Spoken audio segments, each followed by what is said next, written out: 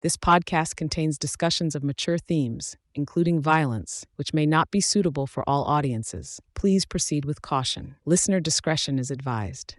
Are you going to Windermere? Not into the town exactly. Nearby. Well, you'll take me there just the same, won't you? It's the least you could do. I'll drive. I mean, we don't want to go all the way in reverse, do we?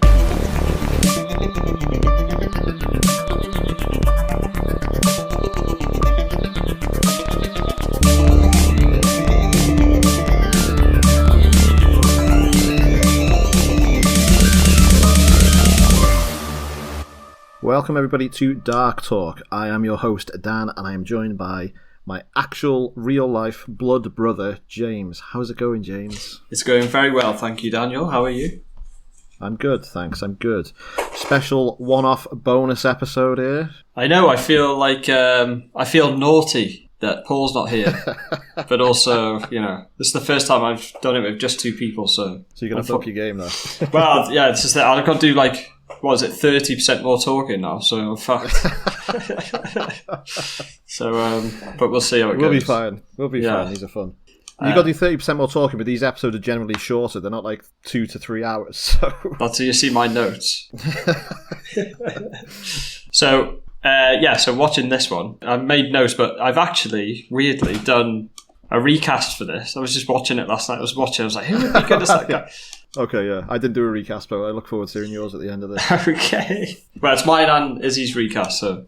Yes. Oh, so you watched this film with Izzy last night? I did. So this is the first time I've watched a Dark Talk film with my girlfriend. Took a bit of swaying. I'm sure she just had nothing else to do rather than sit there and watch it with me. And then a third of the way into watching it, I was like, oh, God, what does she think? But no, she sat through the whole thing, to be fair. And we had a couple of drinks, and it was so much fun watching it with her. So I logged into my letterbox today. Yeah. It was like new reviews from friends, and I saw one for this film, and it was a review from Izzy, and it was, she rated it 1 star. Yeah. Reviewed it. What a waste of my life. Which really made me laugh. Yeah, that's my girlfriend, everybody. So, But yeah, so I saw, actually, I think I was on Letterboxd last week, and I saw that you'd watched this film. I was obviously never heard of it. I was like, what? It was like Manchester. It's like Manchester in the UK. When was this made? It must be like a new thing. 1974. Like, fuck it, I've never heard it's actually the oldest film that we've covered on the podcast so far. I think it beats Black Christmas by a couple of years. By how many years? 4 years? No, actually, maybe they're both 74. Both 1974, I think, yeah. Oh, yes, okay, so it's joint first with Black Christmas. Ooh, we nearly had one. Oh, which one's well, we'll get into that later. Which one's the better film? But yeah. So yeah, let's get into the film. So James, we gathered here this evening to discuss The Living Dead at Manchester Morgue, also known as Let Sleeping Corpses Lie, Don't Disturb the Dead, Don't Open the Window, and many other titles. I didn't know it had that many titles. Yeah, apparently it's got like 15, up to 15 according to Wikipedia. I'm not going to list them all here. But yeah, so it's from 1974, which makes this the joint oldest film that we've covered on this podcast. It's directed by Spanish director Jorge Grau, and it stars Christina Galbo, Ray Lovelock, and Arthur Kennedy as the inspector. So this was a first watch for you, yeah? Yes, it was a first watch. And I had no idea what to expect. I was hoping, well, what did I was thinking when you said, oh, we should do this, I was like, oh yeah, like grindhousey sort of, you know, something I'd never seen before. It's going to be really, you know, good. Yeah. And So I take it you're not a fan then? I don't know. Should we get into that later? Yeah. I don't really know. So yeah. We'll go as we talk. Well, we'll get into that. Okay. Yeah, so this is a joint Spanish, Italian, British project. It's pretty much a Night of the Living Dead clone. This came out before Dawn of the Dead, so the zombie franchise wasn't quite as popular as it would go on to be after Dawn of the Dead was released. But yeah, you can definitely see the influences from Night of the Living Dead in this film. Mm-hmm. When we were watching it, when you see the eyes of the zombies. Yeah. Am I skipping ahead too much? No. Oh yeah, we were saying when you see the eyes of the zombies, I was like, fuck, like that for back then. I assume they're contacts. Yeah. It looks like the front cover to the 28 Days Later DVD or the poster. Remember? Yeah, it's like a red and black biohazard sign. Yeah. And then I was like, oh my God, it's the prequel. It's 28 seconds later. But no, I really like that. Yeah. I really love the aesthetic of this film. I'm really big into the 1970s. I knew you would. Yeah, I say that's probably most of the reason I enjoy this film, because I just love the way it looks. It's very not quite folk horror, but like really weird Britain. You know, it's like. Yeah. It's like we'll get into it later, but the device that like they use that creates the zombies, it's like something off Doctor Who. This completely low budget, MacGuffin that just is responsible for the zombie outbreak. It's fucking, but it's just so like welded together. It's just like it reminded me of a big colander that we used to have at Mum and Dad's house, and it was like so big that they never use it for anything, and it was just like in the I don't know, and it just literally looked like he had that tipped upside down. It was like... So we meet our protagonist, George, and he's a 1970s style, flare-wearing leather jacket, bearded, that haircut, antiques dealer. And he's a real, like, Lovejoy type of person. He's lovable rogue, cheeky chappy, proper wide boy. Yeah. So he's delivering a statue or some sort of what is it? It's like a figurine, some sort of rare figurine. Is this the thing that he's got in his bag? Yeah, that right, yeah. Plasticine-looking Buddha statue, or whatever the hell it is. It looks like the Venus de Milo from The Simpsons. Gummy. Gummy. Will you two stop saying gummy so much? Yeah. So he rides his bike through 1970s Manchester. This was like one of my favourite parts of the film. I was just looking at all that vintage footage. I thought, this is so cool. It was so sick. Yeah, I wonder how much of that they shot and how much of it is stock footage that you can just get. Yeah. At the time, I guess it would have been new. As far as I know, this is the only part of the film that's actually shot in Manchester. The rest of it just takes place basically in the countryside. No, so is that first bit, that's shot in London, right? Because when he leaves his shop, you'd see Big Ben in the background, I swear. Oh, right, I assumed it was Manchester. No, so I think he's going up north. And then, later on he has that thing with the police inspector. Yeah. Yeah, I think he comes from London, I think. Because he talks talks a bit like that. Well, I don't know. Whatever accent. There's like 5 different accents in this film. Don't even start me on the accent for this film. Like, that inspector. Me and Izzy at one point, we were watching it we were like, who's talking? I can't understand what's going on. Because there's a shot where there's two characters not looking at the camera. And we were like, what? Which one's speaking? It was fucking awesome. So, where did you watch this film? Did you watch it on YouTube or did you watch it on Tubi, like you said? I watched it on Tubi. And when I was trying to find it, I typed in one of the titles and it didn't come up. So then I had to find one of the names of it, basically, and search for it. So, but yeah. So during this opening credit scene, did you have the scene where the woman takes her clothes off and sprints naked into the traffic? Right, okay. So you watched the full version, okay, because today I watched that version first a couple of weeks ago, and then today I just thought, I'll just watch it on YouTube, and it cut so much out of the film, the YouTube version. So did it? That was cut, and a load of the gore was cut, and there were a lot of bits cut on the YouTube version. Yeah, we watched that when we were watching that bit. Izzy was like, I can see why you wanted to watch this, and I was like, I've not seen it. I've not seen it, but I'll watch it again. Yeah, really bizarre thing to put in the film, but I thought, it looks random as fuck. Fucking cool, isn't it? It's kind of mad shit that happens in cities, isn't it? And people just don't bat an eyelid, do they? Yeah, true. Yeah. But yeah, looking at all those opening shots, you see like all the buses and just how smoggy it all looks. Like before like the environment was like even a worry of it just looks gross. But cool. Yeah, well later on, George like sparks up inside the hospital.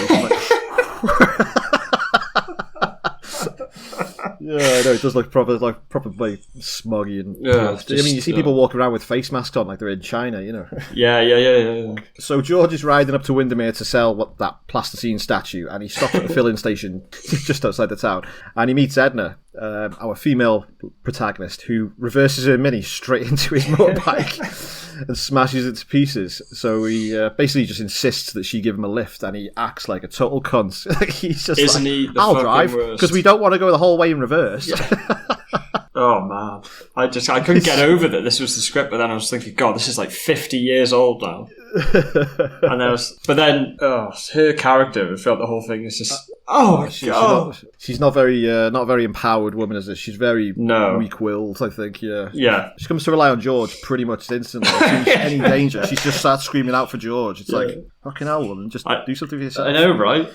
Fucking the way she just lets him get in the car and just drive it off with it. She's like, okay. Yeah. Oh, God. It was fucking very entertaining. It was very good. They meet this mortuary wagon on a country lane, and the way he's driving behind that wagon, he's like fucking tailgating it, beeping his horn, like swerving behind it. He's like, fucking let me pass. Beep, beep, beep, beep, beep, beep.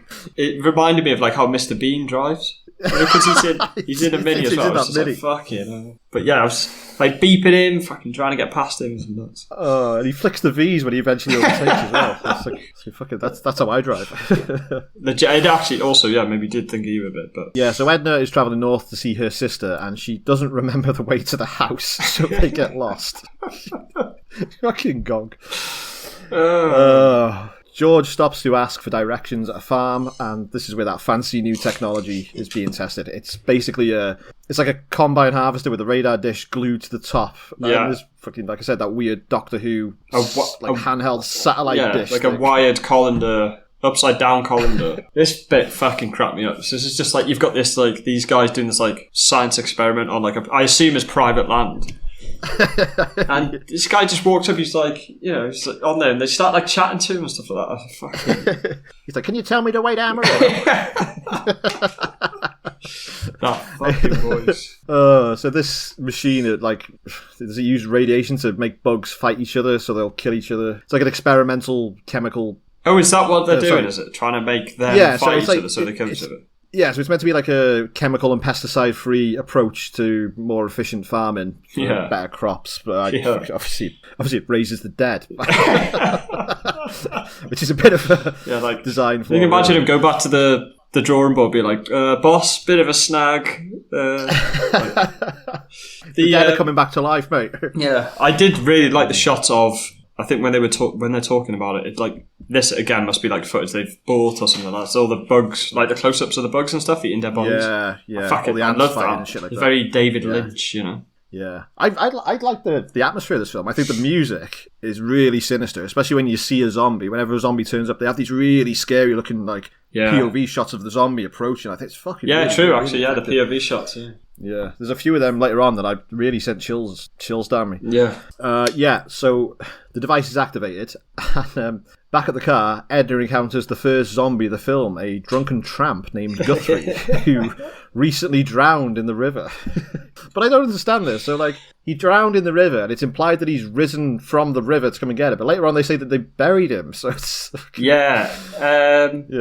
I don't know. It just made me laugh. It doesn't matter. It was like, she's like, this guy attacked me, had short black hair and stuff. He's like, that's Thingy, he's a tramp. He lives in, he drowned in the river. Like this, fucking hell. The ghost of Guthrie, drowned in river last week. Everybody's just so non-blasé about it. It's like, he's drowned in river down. And also, after she gets attacked, she's running up to these two guys. There's George and who's the other guy he's met at that point? He's like the farmer. He owns the land, doesn't he? That combine harvester's being used on. And bless her, she's like, oh my God, this guy just tried to attack me. He's like, he put his hand in the car and everything like that. Like, are you sure, love? It's just bloody hysterical woman, I tell you. And he's like, leave it, do you want to get to your sister's ass or not? Shut up, darling, get in the car. Slaps her on the ass. It made me think of that Fast Show sketch, with the woman who offers all the sensible advice, and all the men are just there ignoring her. So it's like a broken down car, and she's like, I think it's the head gasket's gone, and they're all just like, ugh. And then they just ignore her. And then Marvin goes, "I'll tell you what, mate, that's your red gasket that's gone." Then he's like, "Oh yeah." Or the Harry Enfield one, isn't it? When it's they're talking about politics, it's like the black and white sketches. Oh yeah. And she says something about the party, and they're all looking at her like through gritted teeth, sneering at her. Yeah, and then it cuts to what they say the woman should have done, and she's like, "Oh, I don't know anything about politics, but I do love fairy little kittens." Just and they're all like, "Oh, darling, yeah, fuck it." But this cute little thing, yeah. Yeah, but this film, sexism is just it's next level. She's not a very. It is. And there's no strong female characters in this. I mean, there's only 2 female characters in this really that I can think of. But there's 3. But she's not really a character. But my favourite. You're about the old woman. Yeah, Beryl from Gimme Gimme Gimme. But any room for an ex-prosy? Yeah. I've actually been rewatching that recently. It's on iPlayer. It's so good. That's fucking very funny. Very funny.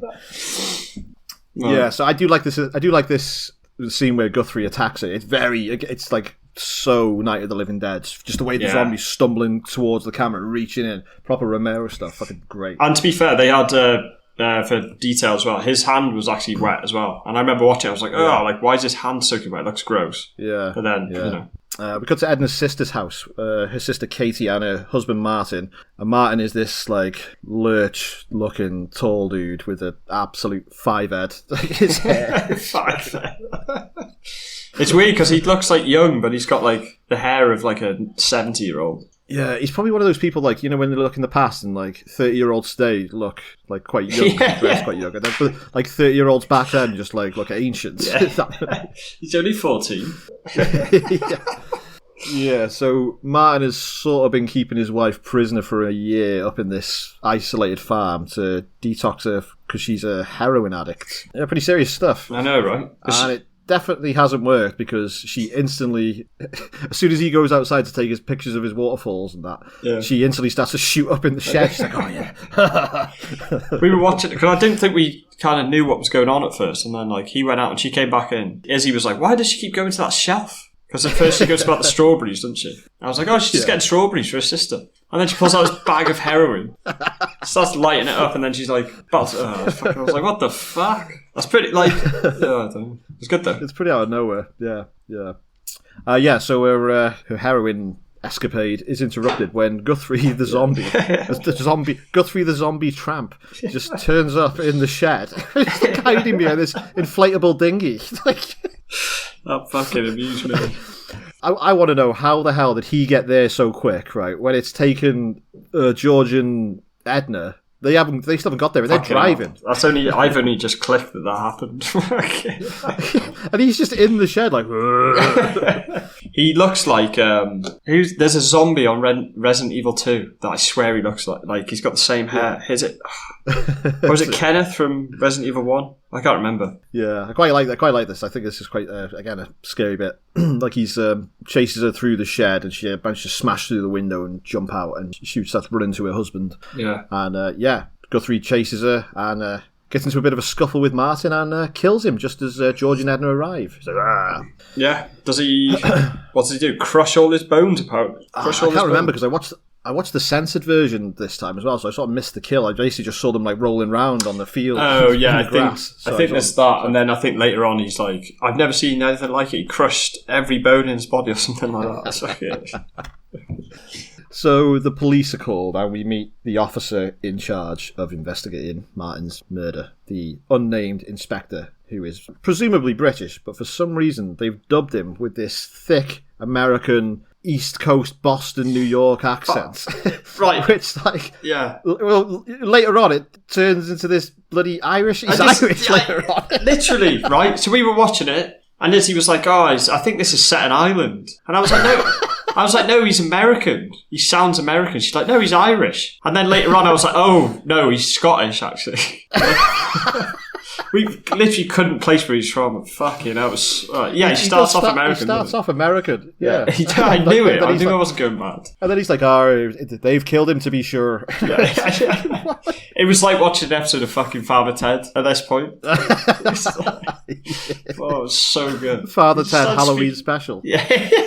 But yeah, honestly, 4 different accents. I swear, I'd throughout the thing. What do you think of the inspector? Do you know what? What I was thinking of when I was looking at him, I was like, I bet you there was a TV show that Mum and Dad used to watch, and you know when they talk about it fondly, they'd be like, say if his name was like, I don't know, Striker or something, they'd be like, oh, Striker, you know, he doesn't put up with much rubbish and stuff like that. You know, he's just fucking, you know. I know what you mean. Yeah, like Cracker, I guess. Like a Columbo thing, Striker. Yeah.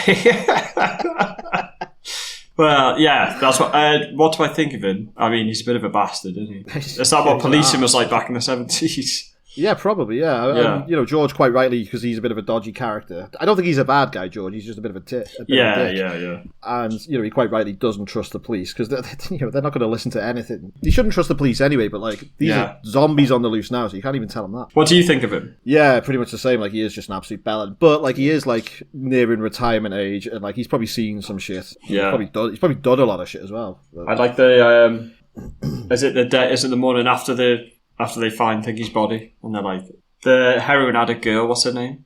Katie, she's in there, she's traumatized, she's they're shaking, and he comes in, he's like, what the hell's been going on, and stuff like. He's not very, just back then, taping off the place for evidence, and no family liaison officer. He's just waving this bag of drugs. He's like drugs, the drugs put you out of your mind. It's just. Fucking. And George is like, listen, Gav, can I get out of here? I've got nothing to do with this. And he's like, you stay in town. He's like, oh, you stay in town, laddie. Yeah, we laddie. Oh no, that was the Scottish one. Fuck. Yeah, I fucking love this film. I've got a question. Is it dubbed then? Yeah, it's definitely dubbed. Yeah, these actors are all Italian, I think. So this is what I couldn't wrap my head around. So I was watching it. I was like, I could tell it was kind of dubbed, but then I was lip reading them. I was like, they're saying the words. Yeah, I noticed that as well. Yeah, they are. I'm not sure if they're just really bad actors, or my other thinking was that they didn't have a microphone on set. Yeah, so and just dubbed it in later, which is mad if that's what's happened. But maybe they've just read it in English, without being able to understand English. Yeah, maybe they've just read the words, so the lips match up, and then it's just been dubbed in post. Yeah, probably. I don't know. I'd like not knowing. yeah, true. And we will never know. Is the director still alive? Passed. I don't know. I was thinking also when they on the show. Yeah, friend of the podcast. I was thinking about all the locations for this as well, and I assume you've looked into where it was all shot and stuff like that. Oh yeah. I was watching this, and I was watching on my laptop, so I was taking photographs of the screen. Yeah, and sending them to my dad. Because where do you think this is, Dad? Where do you think? Because that's a hobby me and my dad have. If we see a location on a TV show, we try and track it down. And fair fucks to him, he got them. Did he? He got pretty much about. Yeah, he got about 3 or 4 of them. Yeah. Nah, where are they all? Are they more like Manchester? No, so the film's set in Windermere, which is up north in the Lake District. Yeah. And there is one where the petrol station is at the start of the film. Yeah. That's actually outside Windermere. The rest of it is it's actually shot in the Peak District, which is further south outside Derbyshire. But I mean, it does fill in pretty well it is meant to be Windermere sort of area, and you can tell by the looks of it. Yeah, it's all just lovely British countryside scenery. Yeah, it's well nice. Yeah. So we go to Southgate Hospital, where Edna's sister has been committed / sectioned, and the mortuary van from earlier turns up to pick up these fucking, what are these coffins? These sci-fi, I know, it was watching aliens, cryo-sleep coffins. We were watching it, and I think at this bit I actually sat up and I was like, wow, look at that coffin van. It's high tech, isn't it? Looks like something out of on Starship Troopers, when that trooper gets killed and they set him off out into space. It looks exactly like that. But why have they got viewing portals? I don't know, because it's all sorts of different cultures. Maybe I don't fucking know. It's really out of place, because you've got all the nice old cars and stuff like that of the UK and stuff like that, and then you've got these futuristic, and I don't think they look bad. I think they're actually they're good props. They're just in the wrong timeline. Wrong film. Yeah, literally, right? But yeah, you got this the van that just fits 4 in. I know, that's a giant Luton van, and it fits 4 bodies. Come on, you can make it a bit more economic. This is the 70s. So we meet the head of the hospital, who's Dr. Duffield, who is looking after the babies in the nursery, and the combine harvester has, not only does it raise the dead, it's also made the newborn babies in this hospital go feral. So, one of the babies has bitten a nurse on the side of the head. And I was like, how can this baby bite if it's got no teeth? Is that what it was? Yeah. Right, yeah, so I was trying to figure out what was actually going on at this point. But yeah, she's got her eyes bleeding, isn't it? Yeah, and they like he just asked for George's help to sedate this baby. He's like, "You come here, help me with this." And they just inject this baby. It's like, right, there we go. Literally, like he just walked. Throughout the film, he's in all these situations where he's just like helping people do stuff. Like this doctor be like, "Oh, could you come with me and give me a hand?" He's like, "Yeah, sure. What is it?" No gloves, no PPE, don't even wash their hands, no disinfecting. Just he could have been doing friggin' anything. I mean, he's been on a farm, like with the colander. Yeah. But do you think it was probably like that back then? Oh yeah, there was definitely like a lot less emphasis on like hand hygiene and things like that. That's why, just mad. I think you could just let anybody into any hospital. Like fucking look at Jimmy Savile in the 70s. Fucking yeah. But that's the thing when he's like, oh, you have a close up of the baby. And then it cuts back to the doctor, and he's like, "Oh, that baby's feral." But then, as he was like, "No, he wasn't." Like all the close-ups of the baby, like smiling and laughing. So,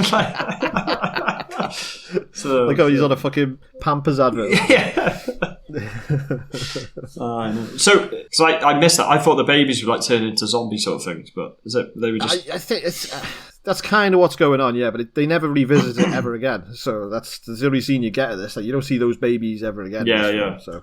Also, why is it George, the main guy? Yeah. Why is he in the hospital? Oh, they've gone to see Katie, her sister, who's been like... Oh, yeah, committed. Of course. Yeah. So they get Martin's photos developed, and while they're in the pharmacy, they are showing a picture of Guthrie, the tramp, the drunken, drowned tramp, in the newspaper. And Edna recognises him as the zombie that attacked her earlier. George just still doesn't believe it. He's like, leave it out, love, don't be stupid, you must have a twin brother. I can't believe this scene where they're just having this conversation in front of the guy who owns the shop. He's like, hey, that'll be £2, please.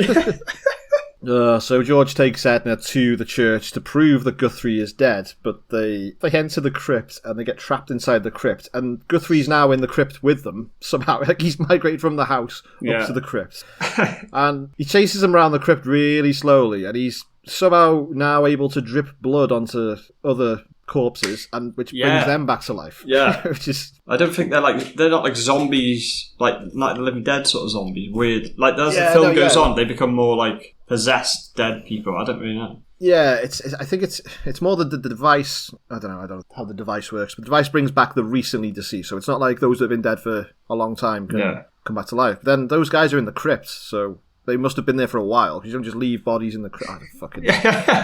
You're trying to make logic of this film. Yeah, but... yeah, so Edward and George are chased around the crypt. I thought it was a pretty tense scene. They're trying to climb up the ladders, and there's a few close calls with the zombies. They have a narrow escape from the crypt, and they meet with Officer Craig, who's been ordered to... I like him, Yeah, I quite like him, for a cop, he's alright. Yeah. So the three barricade themselves inside the church, hiding from the zombies, and I love this bit, because the zombies, I love it when they use weapons and tools instead of just shambling around eating stuff. I love it. You see one of them picking up this giant stone crucifix. I think it's Guthrie, actually. Yeah. And later on, Craig leaves his radio outside. He's like, if I could just get to that radio, I can call for help and we'll be safe. So he decides to make a run for it. And as he runs out, the zombie picks up a giant tombstone and fucking wellies him with it. Like, launches it across the graveyard. He makes it about 2 seconds, instantly clobbered. He's like, oh, fuck. I felt proper bad. Bloody hell, my head. I felt proper bad for... It was the only death that I was actually like, fuck, Yeah, he was like a decent character. Him. He looked cool as well. Yeah. There's a shot of him when I think it's when they're in that room and he's like, got his head out and he's firing that sniper rifle off. Or whatever it is. Yeah, I thought it was pretty. And he does hit Guthrie twice. He gets fucking literally ripped his guts out. They like swarm him and tear him to absolute shreds. There's only 3 of them as well. 3 zombies at this point, right? Yeah, so there's Guthrie and then there's the male one and then the old woman that he's brought back to life as well. They're the only I've actually got a mate who looks like that second male zombie. I'm not joking. But Did you show him last night? Did you take a picture? I took a photo, but I'll wait until I see him. He'll like it, though, I guess. So the zombies, they use the gravestone to smash their way inside the church where George and Edna are still hiding. But George is able to use a lantern to quickly set them all afire, which is effective and kills them, allowing the two to escape. I quite like this, because the old woman zombie, when she's on fire, she starts looking scared. She's no. Yeah. They're like highly flammable, it seems. It's like Later on, yeah. Because he just touches him for a second. There must be like that. It must be all the radiation off that fucking machine. Yeah. Yeah, so they split up. Edna heads back to her sister's cottage while George heads back to the combine harvester to destroy it. And he's just... I love this bit. He's like Basil Fawlty smashing this thing up. He's like, dun, dun, dun, smashing the shit out of it. He's like, it's raising the dead. And they're all like, are you mad, man? Oh my god. Proper twats. So he gets into the control bit, doesn't he? And then he's like climbing up on the top of it, hitting it with whatever. And then chases that with Edna like, oh, quick, get in the van.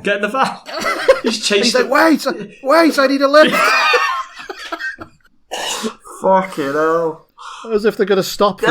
He's just like come and vandalise their like multi-million-dollar piece of equipment. It's just funny as well because it's just like one long shot of it happening. It doesn't like cut to him like trying to get in the van. It's just like watching it. It's like somebody stood in the field watching, just like what the fuck. Sprinting down the field after this van speeding off. It's just very funny. As if he'd be like, "Oh God, I need to get to thinking." There's another bit early as well. So when him and Edna split up after the church, so she takes the Mini and he gets into the officer's car. Oh yeah, but she speeds off. And his car won't start, so he's waving. He's like, Edna, stop! Yeah. But she just speeds off, and then he's like, fuck, I've got to run back now to the combine harvester. Yeah. And he sprints off. But it doesn't have any effect on the plot. Like, he's there at the combine harvester instantly. Oh, yeah, why didn't you just have the key? Put the seed in.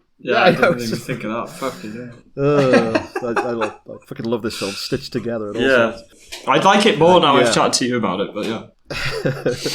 Yeah, so it is too late. The range on the combine harvester has now been increased to 5 miles instead of 1, and it has reanimated Martin's corpse. And he comes back to life, and he murders the officer that's waiting around at the crime scene. Now, I thought at this point, right, he's been dead a day, 24 hours at least. A day has passed, right? Why is his body still at the cottage? Like, do they just leave him there? Hey, it's the 90s. No, it's the 70s, isn't it?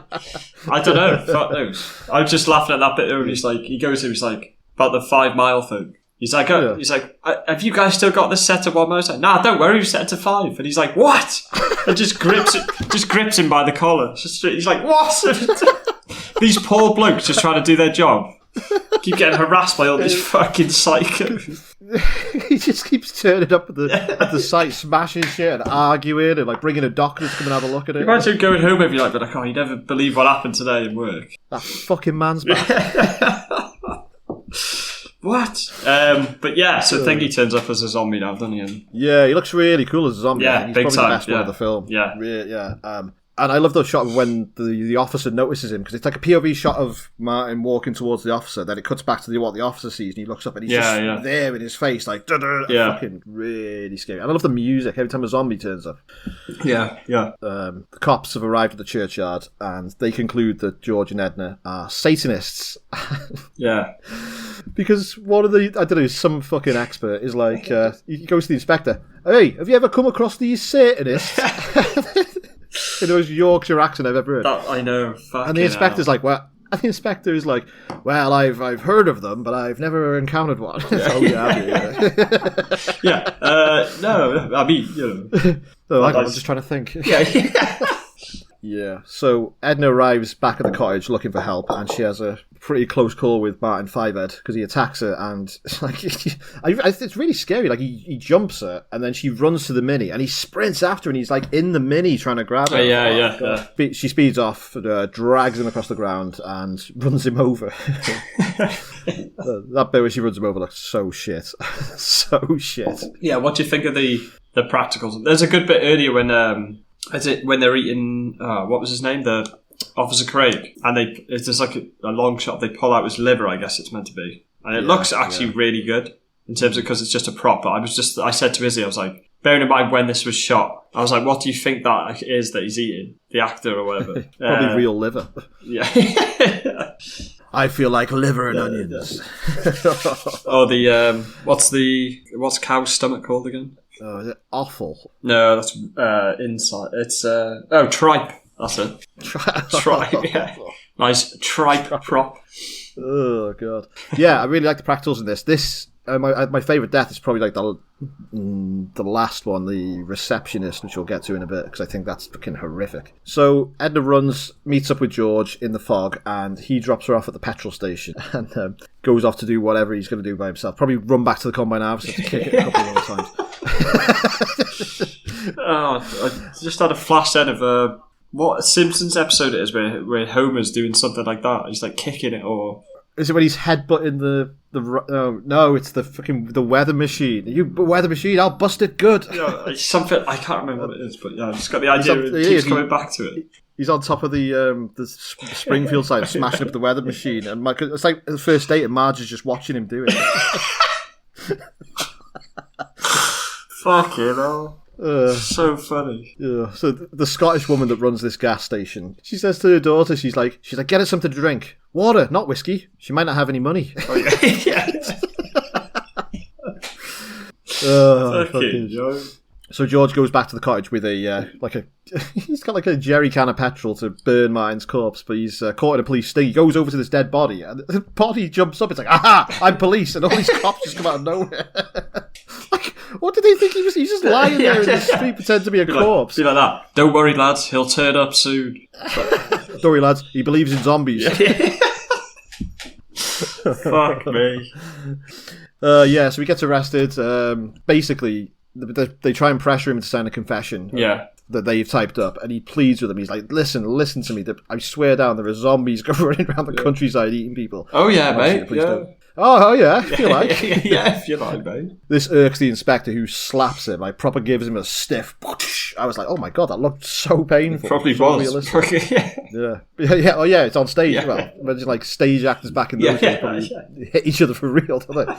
Thought this was very funny because George manages to escape through a window in the bathroom when he goes for a piss, because he just washes his hands and he throws this wet towel on the cop's face, and the cop's like, oh! Like he's got a face hugger on him. Or like Jim Carrey putting the mask on for the first time. This cop's like, a towel! A wet towel! Fucking yo, the mask. Oh. Yo. Yeah. So George manages to escape. Meanwhile, the scientists have got the magical combine harvester working again, and this revives Martin again. He has now been transferred to the hospital 24 hours later. Yeah. And along with 4 other bodies, Martin wakes up and starts being a zombie around the hospital. Edna has also been taken to the hospital because she's had a bit of a panic attack at this petrol station, and she's been sedated, which is not helpful when Martin and the other zombies start to run rampage around the hospital. And in that particularly gruesome kill I was on about, they kill the hospital secretary, this girl. She's on the phone, and they just fucking rip her to shreds. It's they just swarm her. It's like, Yeah, I can't remember that bit. Maybe they cut it out of the one you saw.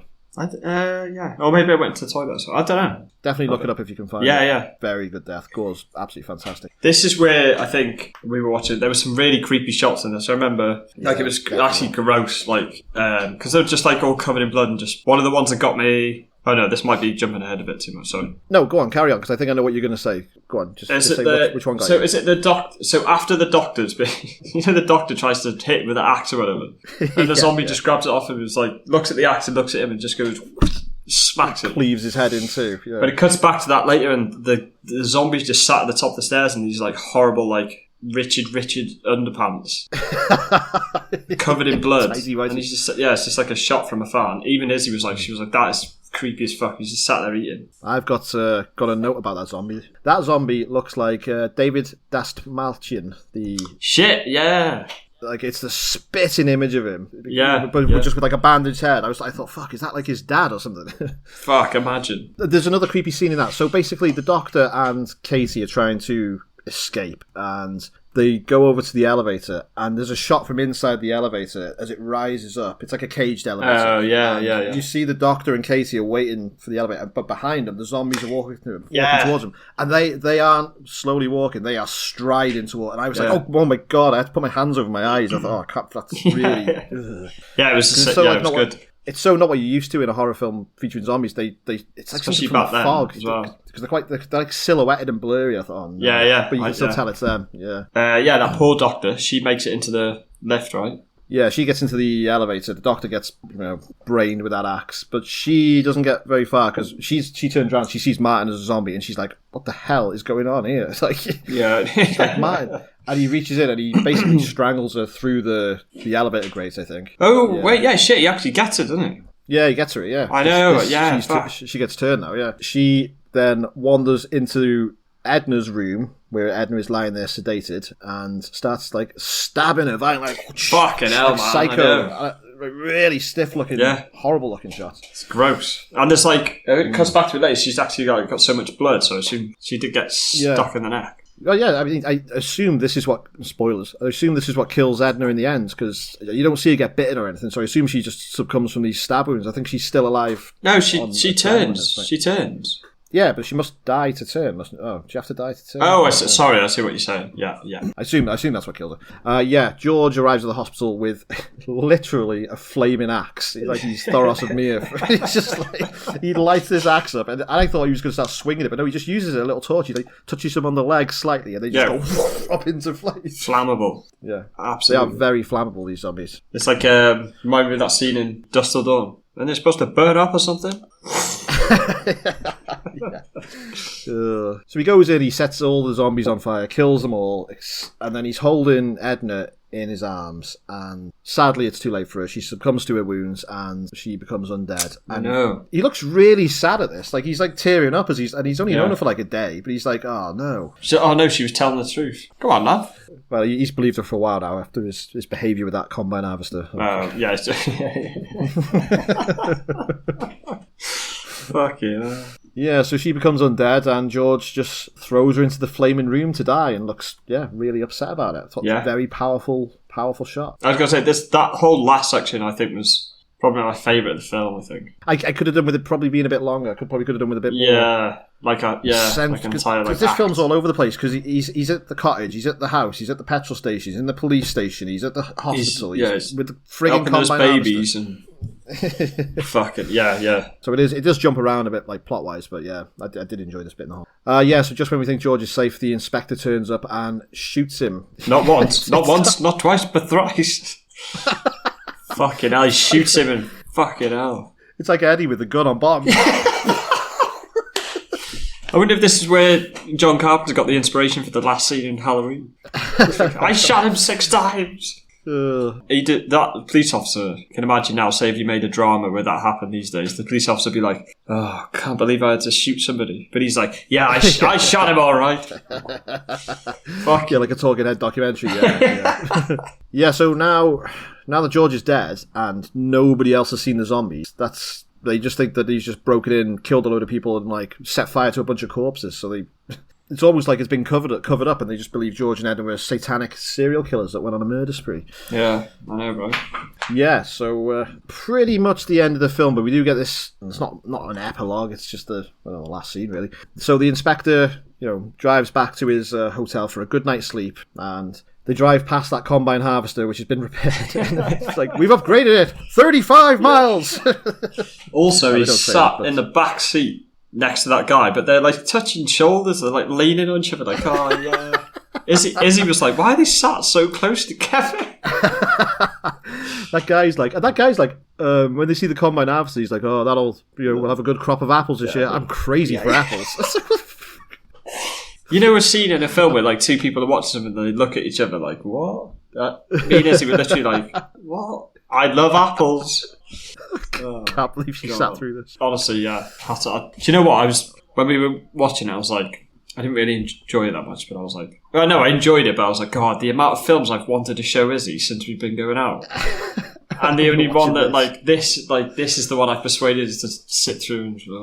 Because I was like, as we were watching it, I was like, oh, have you seen Jeepers Creepers? Because, that scene where he's trying to get past the van.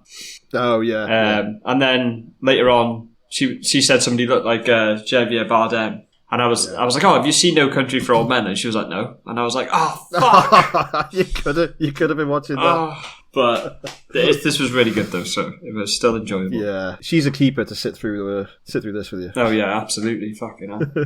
But I do have to watch Mamma Mia with her, though. That was the trade-off, to be fair. Yeah. So the inspector goes back to his room and he's about to settle in for the night and he hears a noise in the back. And he turns around and George has come back to life and somehow has managed to get to the inspector's room, figure out where the inspector was staying, break into his room and is just waiting there for him. Like, did the police just not move bodies from crime scenes in this film? Have they just like left him laying, or they're like, well... Yeah, well, down to the cleaner stuff. But also I was thinking as well, like, you know, because he's like, oh, do you want to come back to the police station? And then the officer's like, nah, I think I'll go home for a good night's sleep. Like, if he did go back to the police station, George should just be stuck in his room waiting for years. Whoever checks in. In Beryl's Hotel. Yeah, whoever checks in. Yeah, so George strangles him to death. He gets shot a few more times, and yeah, that's the end of the film. We close on the shot of the Combine working its magic, implying that there are more undead. I like that. I do like that. Yeah, that closing shot. I think it's credits play over it. Yeah, as it's moving. Yeah, so that was The Living Dead at Manchester Morgue. What do you think?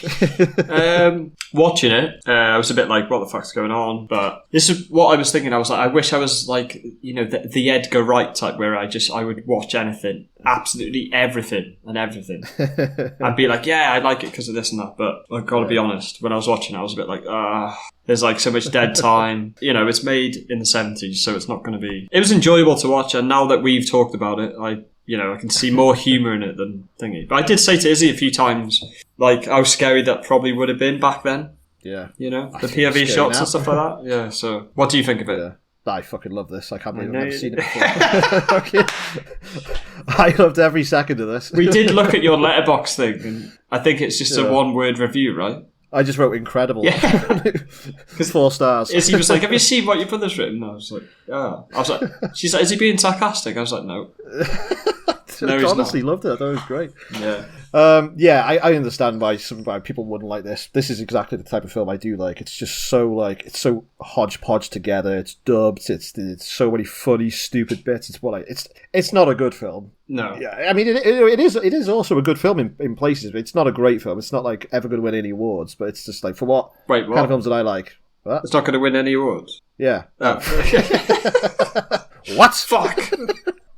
Shit. Yeah, I fucking really enjoyed this, and I just love the 70s aesthetic. Like, I love that side of it and stuff like that, but yeah, it was just a bit too all over the place for me. Yeah, it's not hyper slick, but yeah, very enjoyable. 4 out of 5 for me. 4 out of 5, crazy, but yeah, I would give this for me probably like a 2 out of 5. Really, yeah, just a bit too all over the place for me. But I there's some bit I think I enjoyed more about watching it was like finding it like humorous but fair play to them for making it back then, you know. Yeah, and it would definitely be more fun to watch as in a group with beer. Yeah. Oh yeah, big time. Yeah. Then I would rewatch it. Yeah, that would be. Yeah. So, let's go on then. Let's have your recast then. Okay, so who do you want to go for first? So let's go. I've got him down as main guy, but it's George, right? Yeah. Okay, so actually, I think he looks a lot like Jared Leto. Yeah, I could see. But so as we were like, so this is kind of like Izzy's recast as well, right? So as we were forming this recast, we were like, fuck off, would they be in the same film? These people that we've got. So we've got Jared Leto for George. The Irish Inspector, or Irish American, whatever. So at first I had Jared Harris. Oh, yeah. Where he kind of looks like him. But then I can't remember which bit it is. There's a scene in it, and I think it's when he's sat in the car or something, but he reminded me so much of Sam Neill. And I was like, fuck. Sam Neill, you mean? Oh, shit, sorry. Let me say that again. Please cut that bit out. Yeah, Sam Neill. I can see, Sam Neill. Sam Neill in his Peaky Blinders Irish accent. But I think that would suit this, because, like... Oh, yeah, it would, yeah. No, I said played by Sam Neill. I didn't tell you I was going to dub him with. Dub with dubbins as well. Main woman... Izzy said Karen Gillan. Don't know who that is. I know she looks like the main woman. I think just based on how she looks. That's for the main woman. The heroin addict lady. What was her name? Katie. That would be Chloe Savini. And then Officer Craig. I've only just thought of this now, but he has got that sort of like handsome Michael Madsen look about him. R.I.P. Fucking hell. Thank you for that recast, James. No problem. What did you think of it? Very good. Been watching Jared Harris recently in The Terror. Fuck, I've been watching that too. I've watched it about 4 times, and I usually get about 3 episodes in, and then I just wander off and forget about it. But this time I decided to stick to it, so I started at like episode 4 or 5. Yeah. And I've just carried on. Oh shit! What? I've been watching it too, and I didn't know you were watching it. I'm on episode 6 now. Is my next one to watch, or 7? Fucking well good, isn't it? Yeah. Right, yeah, there we go. So that was The Living Dead at Manchester Morgue. Fun. I heartily recommend it if you haven't seen it. I think this is a hidden gem of a zombie film. Probably not that many people are aware of it, because I certainly wasn't. How did you even find it? I was watching a YouTube channel, and it was it was like a top 10 list, and it was like underrated slashers, underrated zombie films, yada yada yada. So I saw it on that, and I thought, oh yeah, I've heard of that, but I've never watched it, so I stuck it on. Fucking really enjoyed it. No, you loved it. Fucking hell. Nice. Yeah. Right. We will see you next time, Dark Talkers. Goodbye and good night.